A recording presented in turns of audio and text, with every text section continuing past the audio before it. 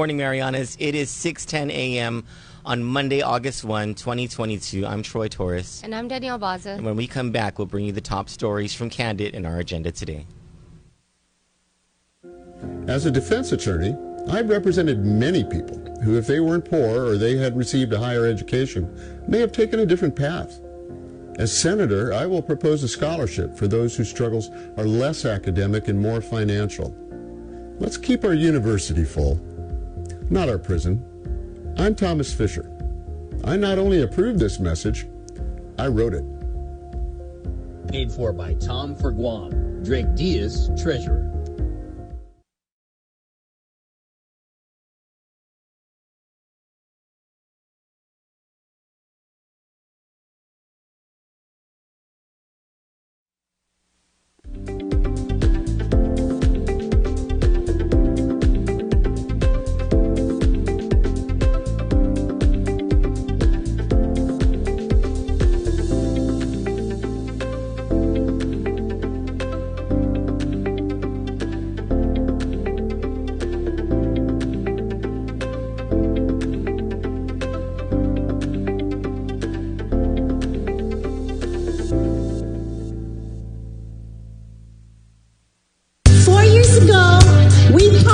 To create a safe, fair, compassionate, and prosperous government. And despite a global pandemic that shut down our economy along with the rest of the world, we kept our island going. You can't give up on hope. Each other's hand we hold. We're on a long, hard road and we're all in this together. We can make our way each and every day. You need a vote and say, let's move it forward. Oh, we're halfway there to stand up if you can. Oh, yeah. Forward and dignity. Forward and civility. This is Governor Lou Leon Guerrero, and I approve this message.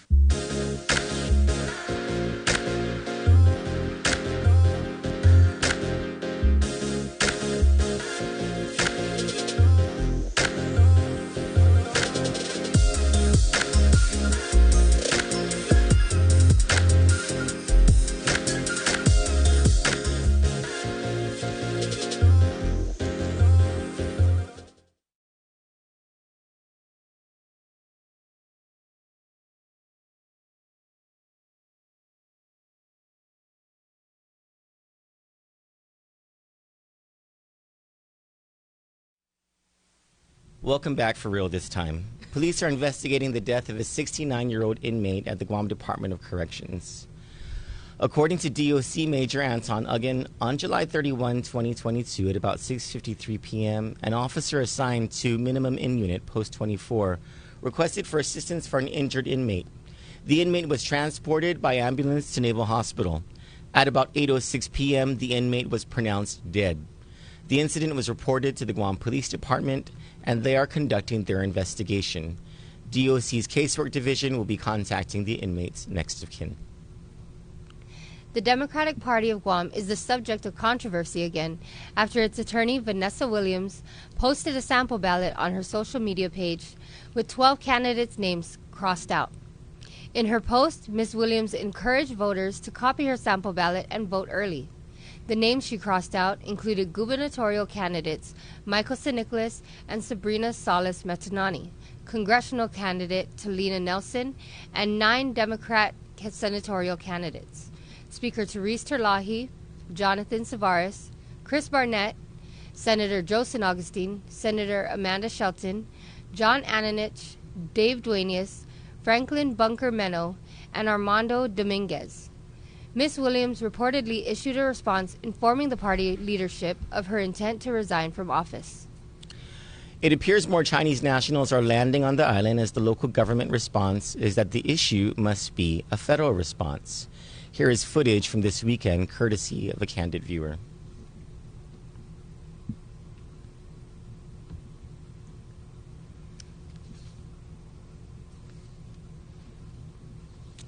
In 5, 4, Sorry. It's not playing. Our apologies. We're having some technical difficulties. We'll bring you that.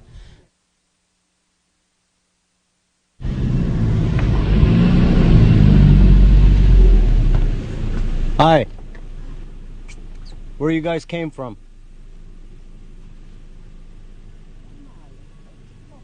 Hello?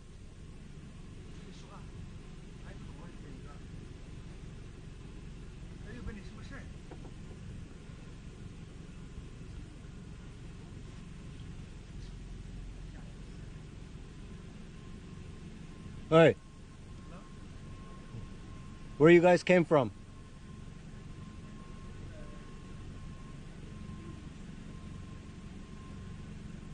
You guys come from Rhoda?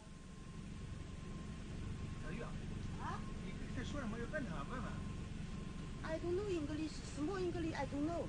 You come from boat? Huh? Boat? What?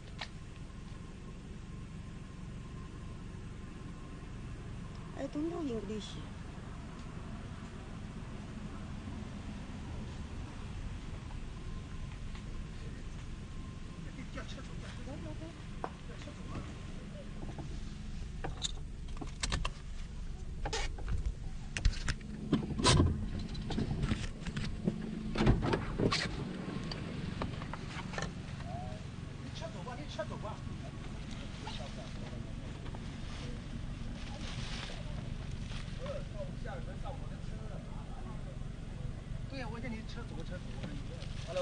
Hi, where you guys came from? Oh, somebody got the fish. Ah, Yeah. okay, Yeah, the last morning come the fish. okay. Yeah. 还有吗？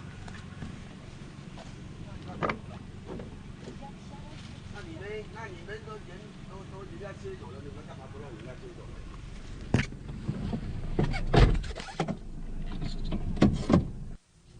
I like that guy's outfit. Did you see his outfit? Yeah, the pants. The pants? Made Even the his butt shirt. look nice.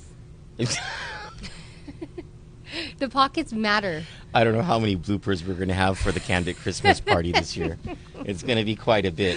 Oh. We have a full agenda today.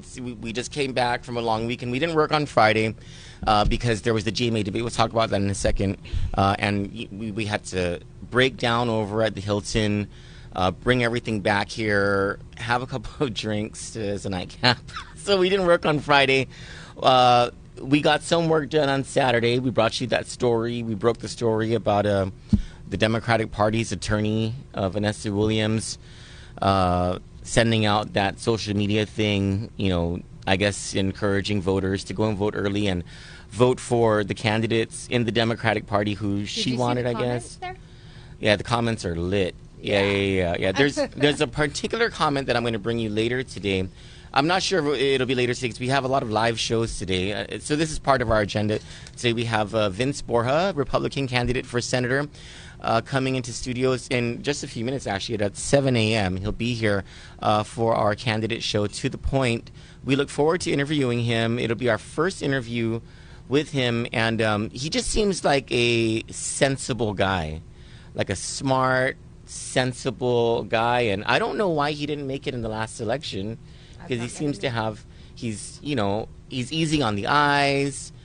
He's got a career behind him. He's a Republican. Yeah, I don't know. The check marks are all good there. Oh, Democrats are going to hop all over me for that. I was going to say. Yeah, for my bias. Anyway, so we have that. And I think at 11 a.m. or noon, Ken Leon Guerrero is going to come in for his show, The Point of View with Ken Leon Guerrero. I don't know what his topic will be today, but I'm going to guess he's going to touch on that Democratic Party faux pas that happened over the weekend. We also have, we're going to look into, I need you to play the video, Ole. It looks like a dump truck that is reportable. It looks like it's purposely dumping leachate right over the aquifer. Go ahead and roll that.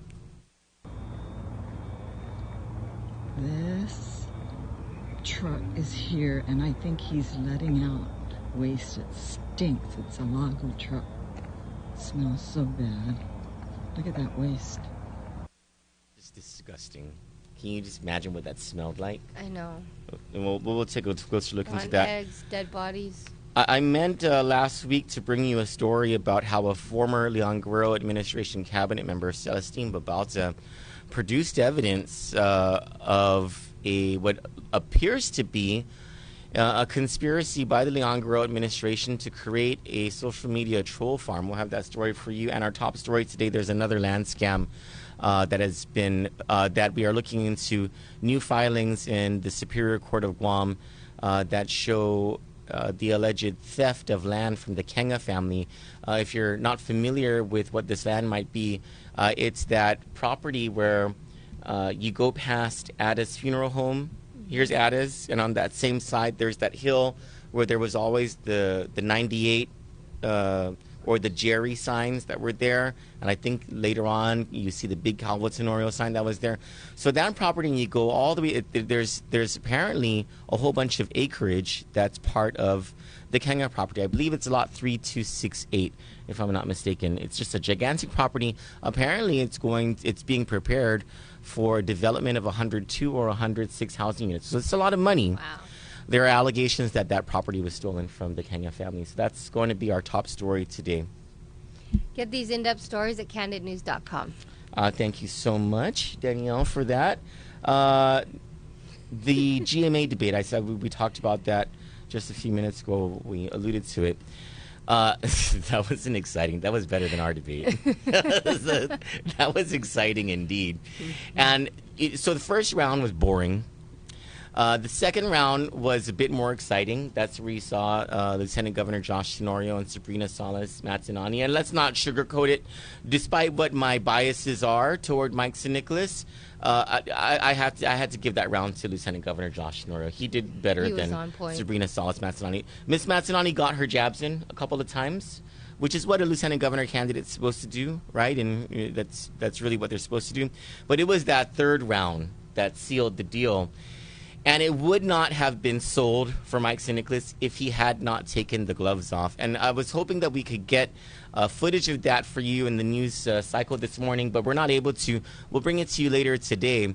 But he makes a point in that debate that what have you done? I think resonates with a lot of viewers. You know, it wasn't simply what have you done. It was more than that. It was you had all this money.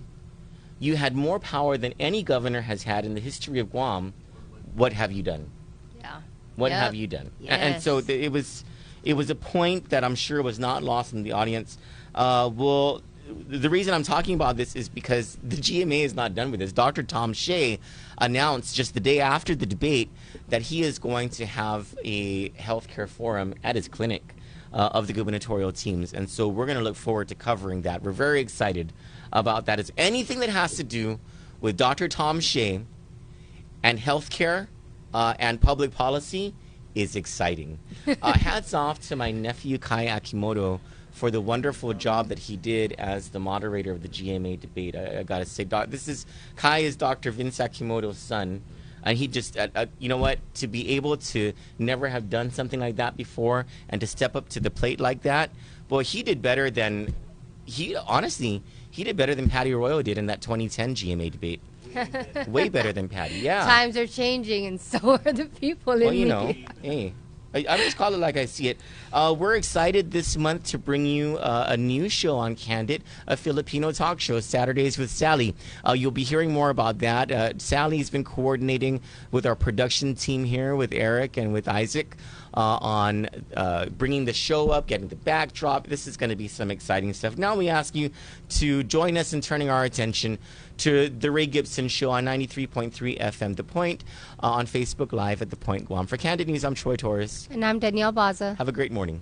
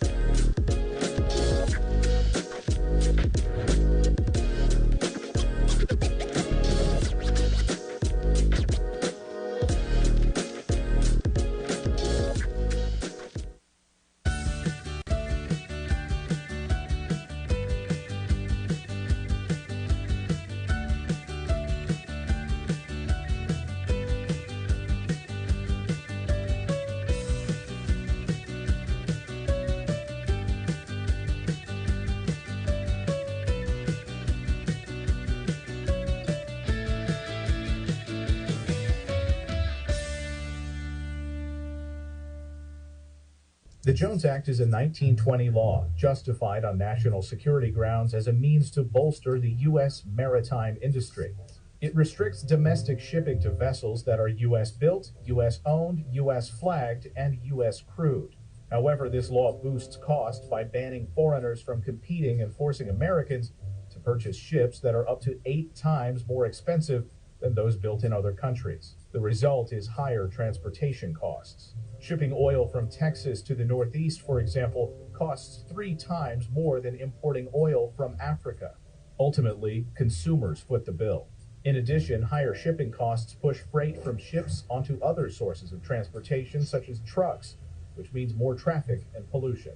Meanwhile, this blatant protectionism has failed to benefit builders of ships in the U.S., whose production is less than 1% of those in China and South Korea.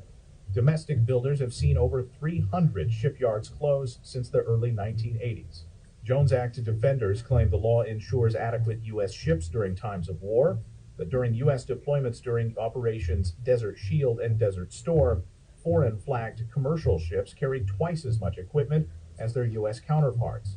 In fact, the U.S. was so desperate for shipping that it twice requested the use of a cargo ship from Moscow. Both requests were denied. So the Jones Act has failed to achieve its shipbuilding and national security goals while driving up costs for consumers.